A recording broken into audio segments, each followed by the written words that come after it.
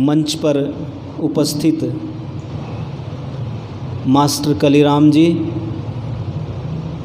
जो आर्य समाज की आधारशिला हैं, जिनके आधार पर हम सब लोग आज बैठे हुए हैं, वो मंच पर बैठे हमारे पिता तुल्य मास्टर कलीराम जी, वह दूर दूर से आप सब आए हुए आर्य एवं आर्याओं, हम सब का यह एक बड़ा ही पवित्र त्यौहार है। त्यौहार को क्या कहते हैं? पर्व। इसको पर्व इसलिए कहते हैं क्योंकि पर्व जोड़ता है आपस में। और पर्व का नाम क्या है? अच्छा, मैं आपसे पूछता रहूँगा भाई बीच बीच में, क्या नाम है इसका? श्रावणी पर्व। और श्रावणी पर्व के साथ एक शब्द और है श्रावणी के साथ, उसका नाम है उपाकर्म। क्या बन गया पूरा?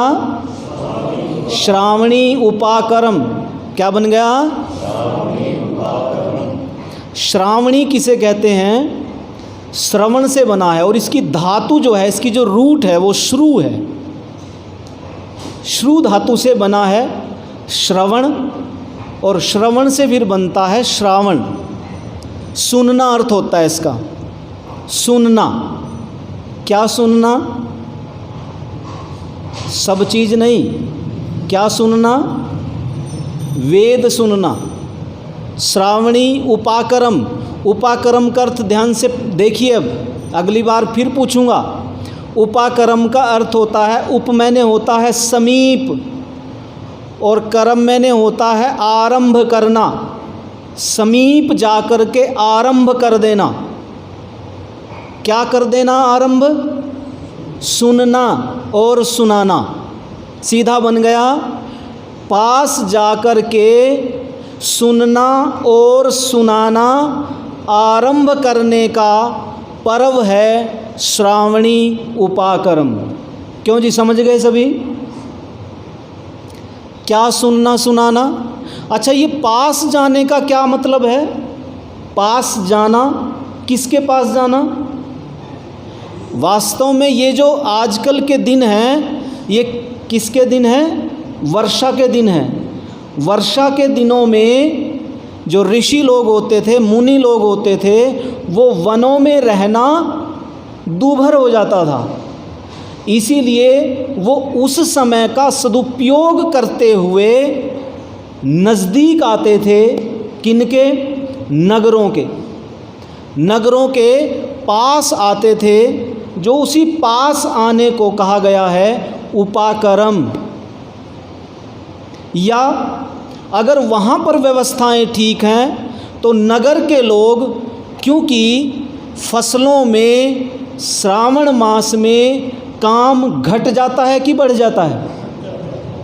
घट जाता है। तो जब घट जाता है तो तब क्या करें? खाली बैठे रहें? तो पास जाना है। किसके पास जाना है? ऋषियों के पास जाना है, मुनियों के पास जाना है। सीधा सा ये हो गया, पास जाना सुनने और सुनाने के लिए। पास जाने के लिए जो कर्म आरंभ किया जाता है उसका नाम है श्रावणी उपाकर्म। सुनने से क्या होगा? कहा द्विज बनेंगे। क्या बनेंगे? द्विज। द्विज किसे कहते हैं? द्विज 3 वर्णों में कहते हैं, ब्राह्मण, क्षत्रिय और वैश्य। इन तीनों को कहते हैं द्विज। द्विज का, अच्छा, कौन सी भाषा का शब्द है? सभी बोलेंगे? संस्कृत का शब्द है। द्विज का अर्थ होता है द्वि मैंने दूसरा, और ज मैंने होता है जन्म। दूसरा जन्म, दूसरे जन्म को कहते हैं द्विज। अच्छा, जन्म कितने होते हैं? जन्म कितने होते हैं? एक ही तो होता है, एक ही बार जन्म होता है। अच्छा, द्विज जो है वो पक्षी को भी कहते हैं। बोलो क्यों? क्योंकि पक्षी का 2 बार जन्म होता है, एक बार तो अंडे के साथ और एक बार अंडे से बाहर।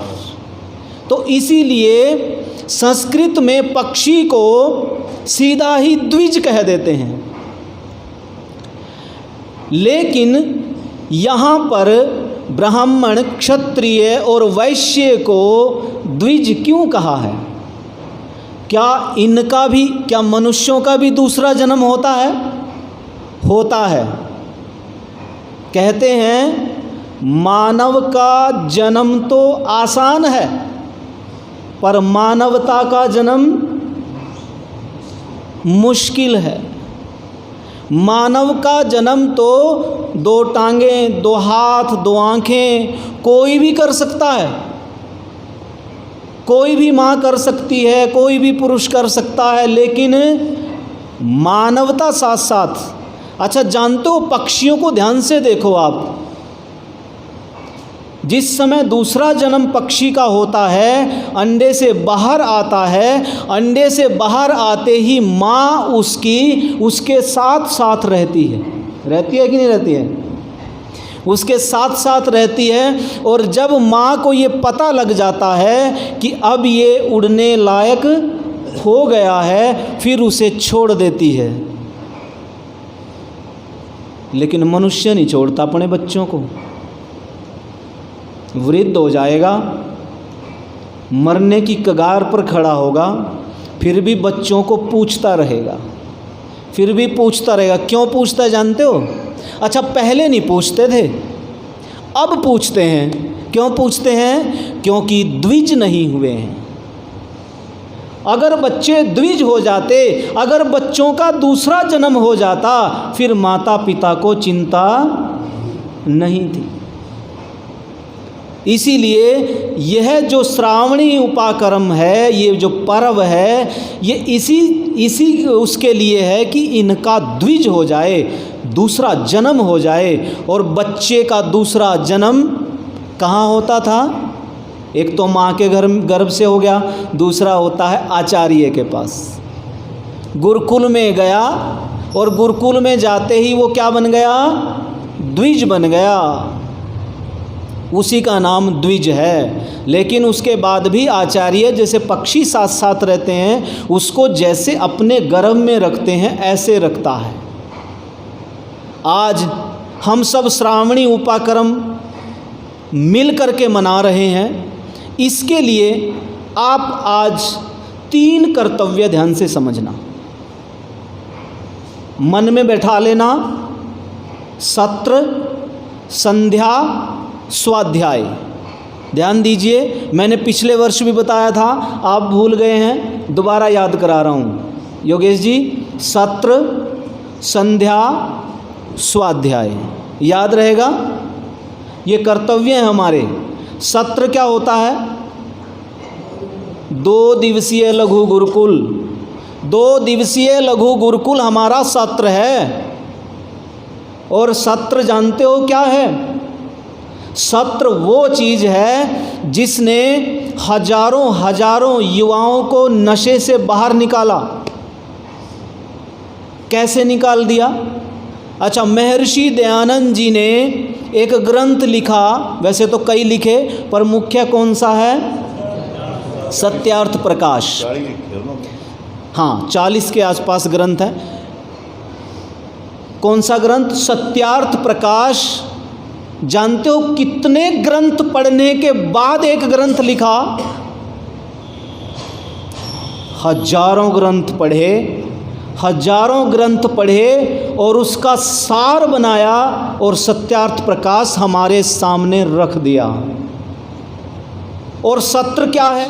अब आइए सत्र पे। सत्र क्या है?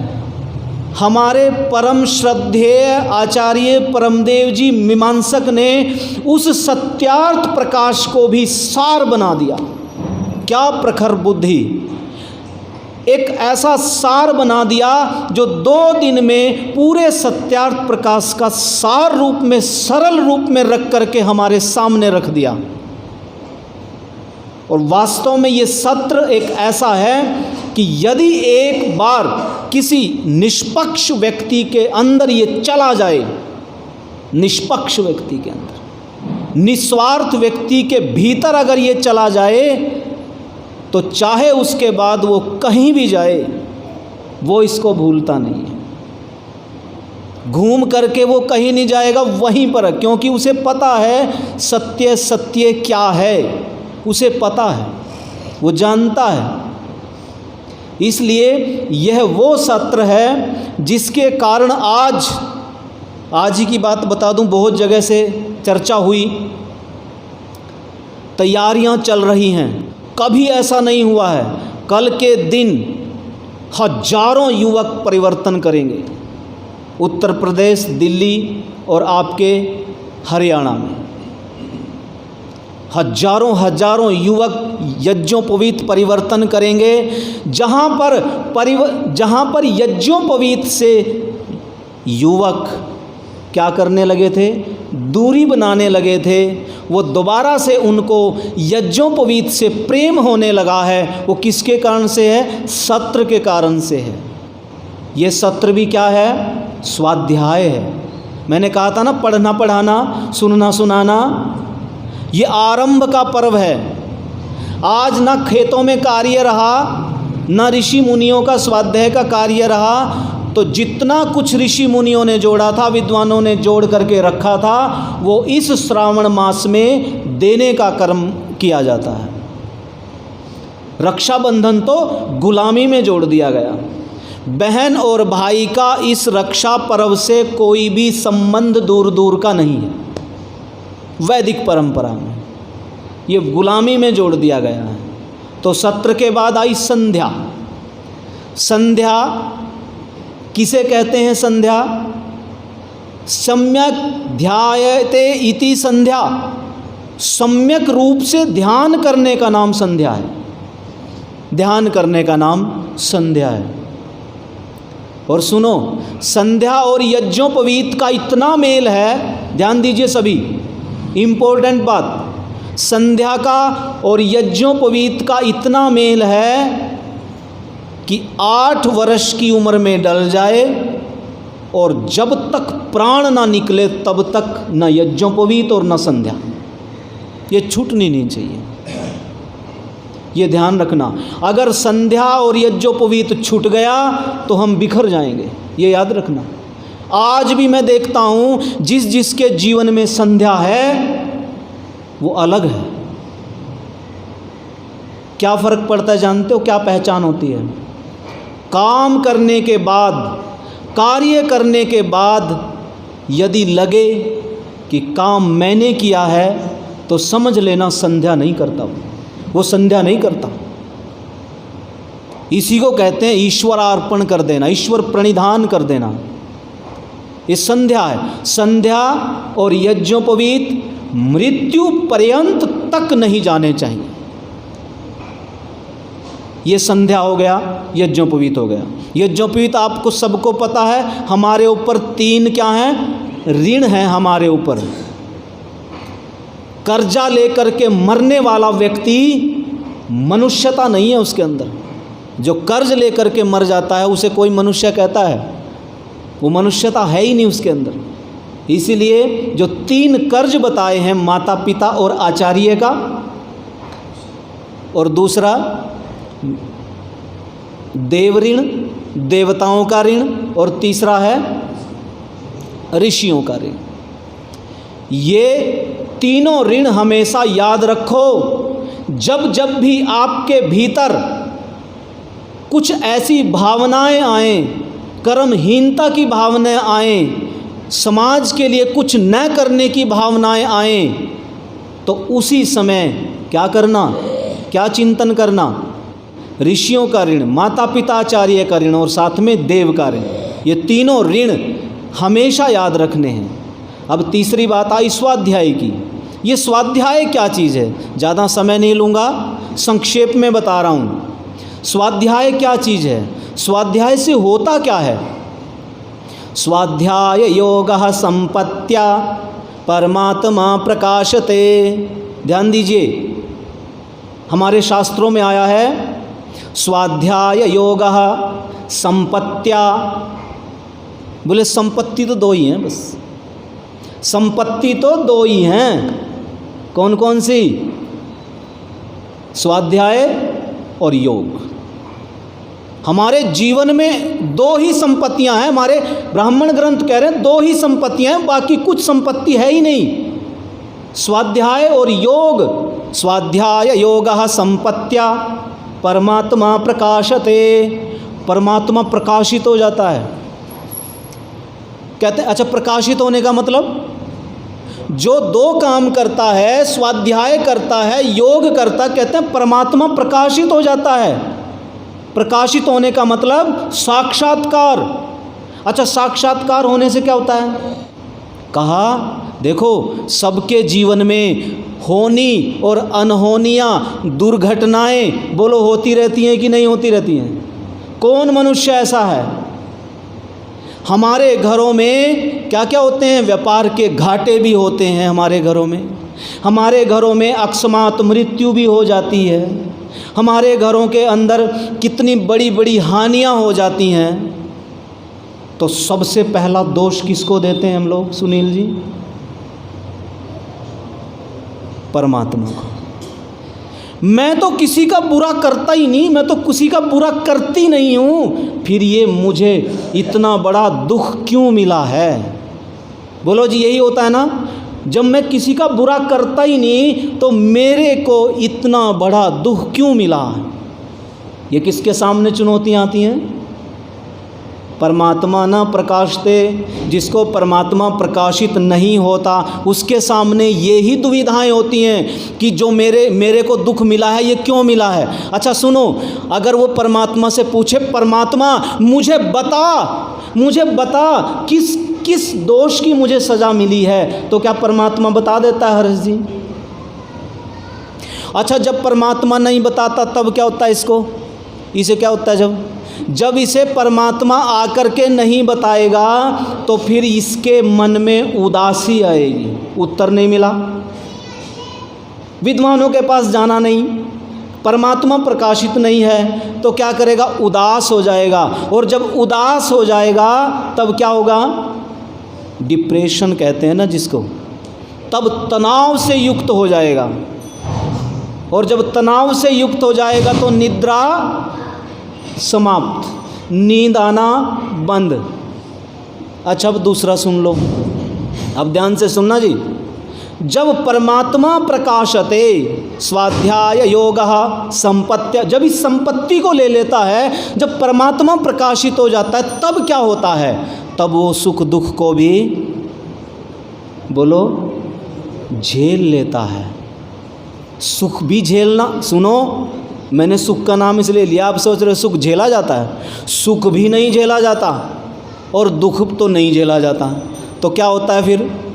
अच्छा, वो क्या समझता है उस समय, जानते हो? वो क्या समझता है? आपने कभी नाव देखी है? नाव तो सभी ने देखी होगी। अच्छा, नाव की राजेश जी एक पतवार होती है कि दो? जब एक पतवार से कोई कहे कि आपने एक पतवार लेकर के पार करना है तो वो नहीं कर सकता। एक पतवार से नाव घूमती रहेगी और वहीं घूमता रहेगा, वहीं घूमते घूमते, जैसे कोल्हू का बैल होता है ना, कहता तो है मैं दौड़ रहा हूँ, मैं चल रहा हूँ, मेरी नाव चल रही है, पर वो वास्तव में वहीं घूम रहा है। लेकिन जिस व्यक्ति को परमात्मा की न्याय व्यवस्था पर विश्वास होता है, वो व्यक्ति सुख और दुख ये 2 पतवारें लेकर के चलता है। जो 2 पतवारें मानता है, वो उसे पता है कि सुख और दुख 2 पतवारें हैं, इनको साथ लेकर के चलूँगा तो मैं जीवन पथ को पार कर जाऊँगा। और उसे पता है दुख ना हो, केवल सुख ही सुख हो। ध्यान दीजिए, बहुत बड़ा नुकसान है जिसके जीवन में दुख ना हो, केवल सुख ही सुख हो, और जिसके जीवन में दुख ही दुख हो तब भी नुकसान है। दोनों होने चाहिए। अच्छा, दुखों का भी फायदा है क्या? पहला फायदा ध्यान दीजिए, जब दुख आता है उस ईश्वर की तरफ से आए या किसी मनुष्य की तरफ से आए, कोई सा भी दुख आए, जब व्यक्ति के पास दुख आता है तो अपनों का पता लगता है। जब व्यक्ति के पास पहाड़ टूटता है दुखों का, तब उसे उसके पास कौन है, उसके दूर कौन है, अपनों की परीक्षा होती है। ये दुख का सबसे बड़ा फायदा है। और दूसरा फायदा है, व्यक्ति के ऊपर जब दुखों का पहाड़ टूटता है तो उसे अपने सामर्थ्य का पता लगता है कि मैं अपने अंदर, अपने भीतर दुखों को कितना रख सकता हूँ, मेरे अंदर कितना सामर्थ्य है, ये दुख आने पे पता लगता है। ये दूसरा फायदा है।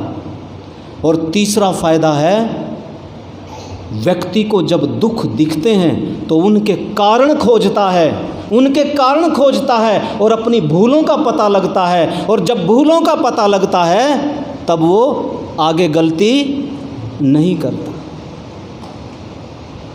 एक व्यक्ति जो परमात्मा की न्याय व्यवस्था पर विश्वास करता है, उसे सुख और दुख दोनों उस पतवारों के समान लगते हैं, क्योंकि दोनों होंगे तभी वो जीवन पथ पर पार हो जाएगा। अगर दोनों नहीं है, कोई सुख ही सुख जीवन में है, वो भी ठीक नहीं है, और दुख ही दुख हैं, वो भी ठीक नहीं है। ये सामान्य मनुष्यों की बातें कर रहा हूँ मैं आपके समक्ष, हम और आपके। इसीलिए ये जो पर्व है, ये पर्व इसीलिए मनाया जाता है कि हम सब लोग आज के दिन इकट्ठे होकर के स्वाध्याय योगः संपत्त्या, इस संपत्ति को प्राप्त करें। कौन सी संपत्ति? स्वाध्याय और योग। ये अगर आपके जीवन में नहीं है, सब कुछ ले लो, सब कुछ प्राप्त कर लो आप, लेकिन शांति नहीं है। इन दोनों के बिना शांति नहीं है। इसलिए ये स्वाध्याय हमारे जीवन से जाना नहीं चाहिए। और एक चीज़ और, कहते हैं जब दूसरा जन्म होता है, द्विज इसलिए कहते हैं, दूसरा जन्म होता है तो चलना सीखना चाहिए। किससे सीखें? पक्षी तो सीख लेते हैं, किससे सीखना चाहिए? माता पिता और आचार्यों से। माता पिता और आचार्यों से सीखना चाहिए। हम अपनी गलतियां स्वयं नहीं देख पाते, नहीं देख पाते। बहुत सारी गलतियां ऐसी होती हैं, नहीं देख पाते हम लोग। इसलिए, और साथ में एक और है, जानते हो, जिस समय इस पर्व से संबंधित व्यक्ति आगे बढ़ता है तो उसे 3 कार्य अवश्य रखने चाहिए ध्यान में। क्या? एक प्रायश्चित, और दूसरा है संस्कार, और तीसरा है स्वाध्याय। प्रायश्चित जरूर करें। ये प्रायश्चित हमारे जीवन में हमें निखार देता है, ध्यान दीजिए। अच्छा, प्रायश्चित कौन कर सकता है? अब मैं आप लोगों से पूछना चाहता हूँ, डॉक्टर साहब बैठे हुए हैं, डॉक्टर साहब प्रायश्चित कौन कर सकता है? पहले उनका प्रायश्चित सुनिए। मैंने समाज में लोगों को प्रायश्चित करते हुए देखा है।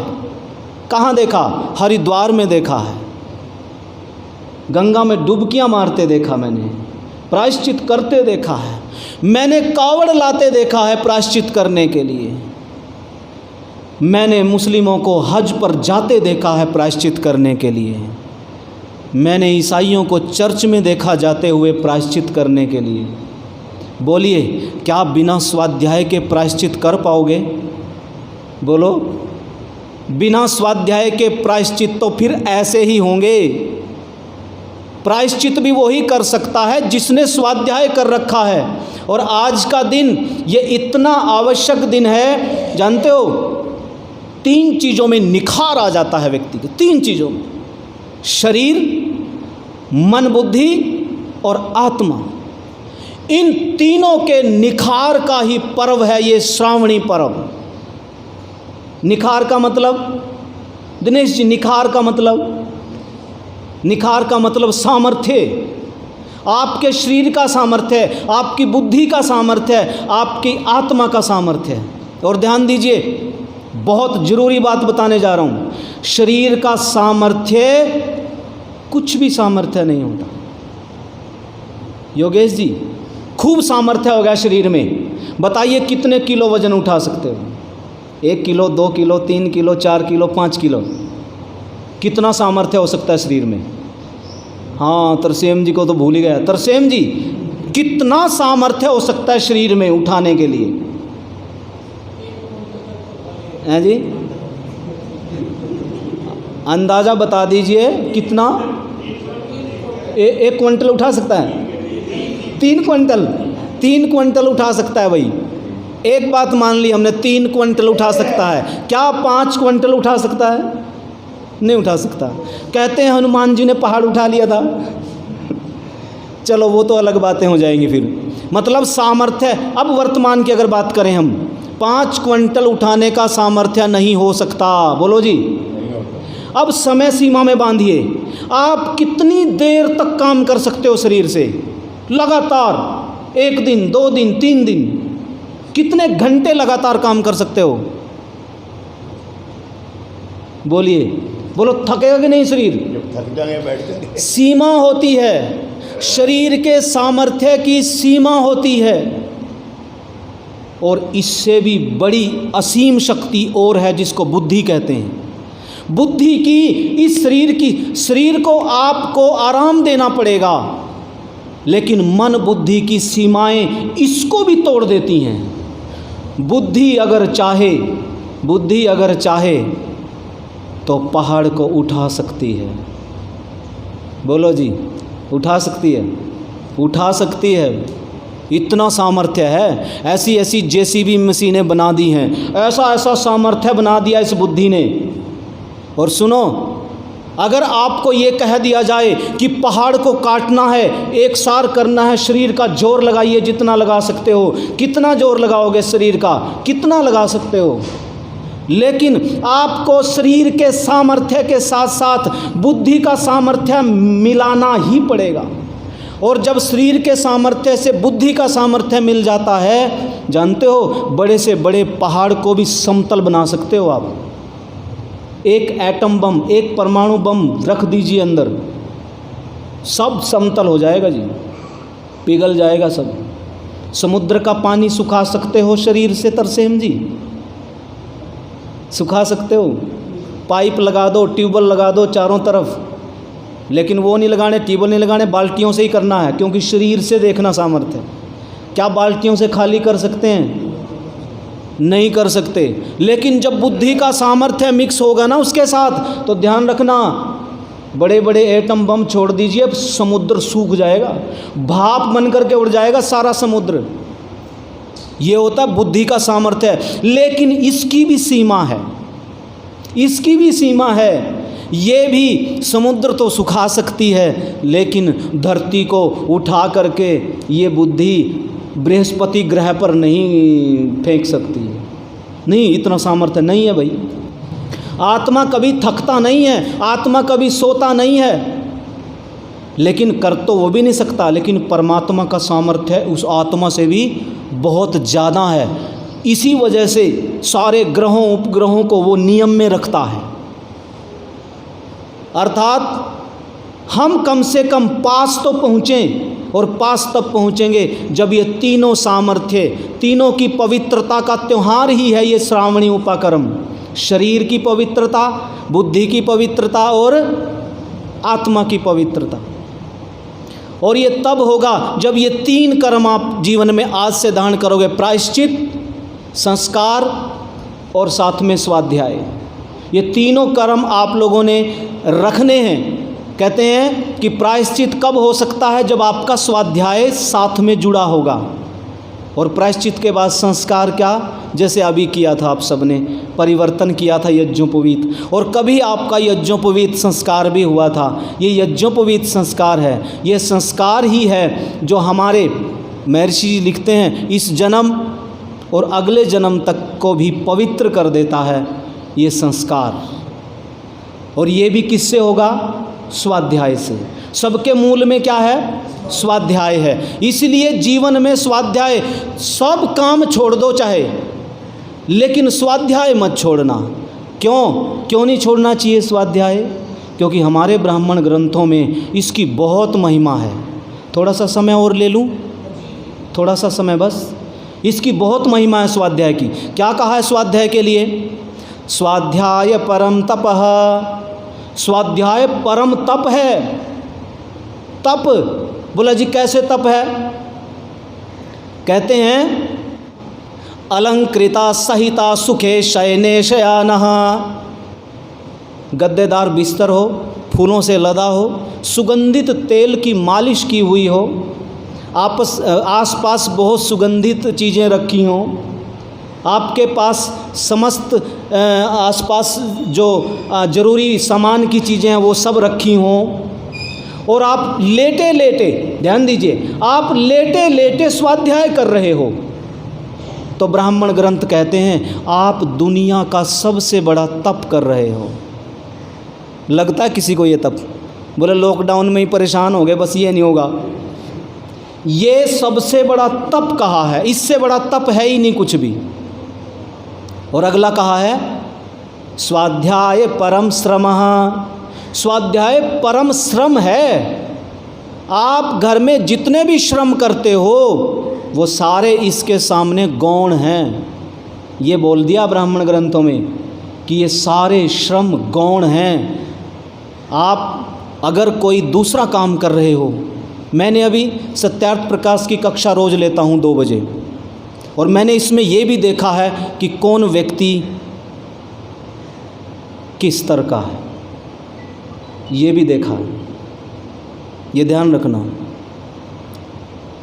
अगर हम स्वाध्याय को छोड़ करके 24 घंटे में से हम 1 घंटा सत्यार्थ प्रकाश की क्लास लेते हैं, कक्षा लेते हैं, और उस 1 घंटे में भी हमारे बहुत सारे काम निकल आते हैं, तो ध्यान रखना आपका श्रम नहीं है। हमारे ब्राह्मण ग्रंथ कहते हैं दूसरे श्रमों को छोड़ करके स्वाध्याय श्रम को अपनाइए, यही परम श्रम है। और तीसरी बात कही स्वाध्याय परम धर्म, और महात्मा गांधी जी क्या कहते हैं? अहिंसा धर्म है। और ब्राह्मण ग्रंथ क्या कहते हैं? स्वाध्याय परम धर्म। हमारे ऋषि जी कह गए, बोलेंगे तीसरा नियम मेरे साथ, वेद का पढ़ना पढ़ाना और सुनना सुनाना सब आर्यों का परम धर्म है। परम धर्म, स्वाध्याय परम धर्म है, वेद का पढ़ना पढ़ाना परम धर्म है, सत्यार्थ प्रकाश का पढ़ना पढ़ाना परम धर्म है। ये जब परम धर्म है तो हम इसको छोड़ करके अन्य कार्य कैसे कर लेते हैं, ये समझ में नहीं आता। तो इतना बड़ा ये तप के बारे में, श्रम के बारे में जो हमारे ग्रंथ कहते हैं, तो हमें इन पर ध्यान देना चाहिए। इसका लाभ क्या होगा? स्वाध्याय का लाभ मोटा मोटा बता देता हूँ, 3 लाभ बता करके समाप्त कर रहा हूँ। स्वाध्याय से सुखम स्वपीति, सुख से सोता है आदमी। स्वाध्याय करने वाला कभी अनिद्रा को प्राप्त नहीं करता, वो अच्छी नींद सोता है स्वाध्याय करने वाला। इसलिए कहा कि स्वाध्याय कीजिए, अगर अच्छी नींद लेनी है तो कीजिए। और दूसरा कहा स्वाध्याय अपराधीनो भवति, पराधीन नहीं होता। स्वाध्याय करने वाला पराधीन नहीं होता। अच्छा, पराधीन का मतलब बताओ। स्वाध्याय करने वाला कभी गुलाम नहीं होता। अच्छा, गुलामी कितने प्रकार की? 3। पहली गुलामी आध्यात्मिक गुलामी, अपनी इंद्रियों की गुलामी, अपनी आँखों की गुलामी, अपने कानों की गुलामी। जो अपनी इंद्रियों का ही गुलाम हो, स्वाध्याय करने से अपराधीनो भवति, वो पराधीन नहीं होता, किसी के पराधीन नहीं होता। और दूसरी गुलामी क्या होती है जी? राष्ट्रीय गुलामी, धार्मिक गुलामी भी होती है। धार्मिक गुलामी किसे कहते हैं? धार्मिक गुलामी बड़ी भयंकर गुलामी है। धार्मिक गुलामी, हमारे गुरुजी जेल में बंद हैं, फिर भी दीवारों को जाकर के माथे टेकते हैं, इसे कहते हैं धार्मिक गुलामी। मंदिरों में जाकर के माथे पटकते हैं, इसे कहते हैं धार्मिक गुलामी। गुरुओं के डेरों में जा कर के पता नहीं क्या क्या कार्य करते हैं, घर में काम नहीं करते, इसे कहते हैं धार्मिक गुलामी। स्वाध्याय करने वाला कभी गुलाम नहीं होता। और तीसरी गुलामी है राष्ट्रीय गुलामी। सबसे भयंकर गुलामी होती है राष्ट्रीय गुलामी। और राष्ट्रीय गुलामी उसे कहते हैं जो चरित्रहीन नेताओं को नेता बनाता है। जो चरित्रहीन नेताओं को जहाँ नेता बनाते हैं वो भी क्या है, गुलामी होती है। और स्वाध्याय करने वाला कभी भी गुलाम नहीं होता। तीन तीन बातें मैंने आप सबको तीन तीन के जोड़े में सारी बातें बताई हैं। यज्ञोपवीत में तीन ही धागे होते हैं। पहली बताई सत्र, संध्या, स्वाध्याय, और दूसरे उसमें बताई प्रायश्चित, संस्कार, स्वाध्याय। ये 6 प्रकार मैंने बताए। आप सब इन पर चिंतन करें, मनन करें और मानवता को अपने भीतर स्थापित करें, जिससे हम अपना कल्याण कर सकें, परिवार का कर सकें और राष्ट्र का कल्याण कर सकें। इन्हीं आशाओं के साथ, इन्हीं भावनाओं के साथ आप सबका बहुत बहुत धन्यवाद। नमस्ते जी।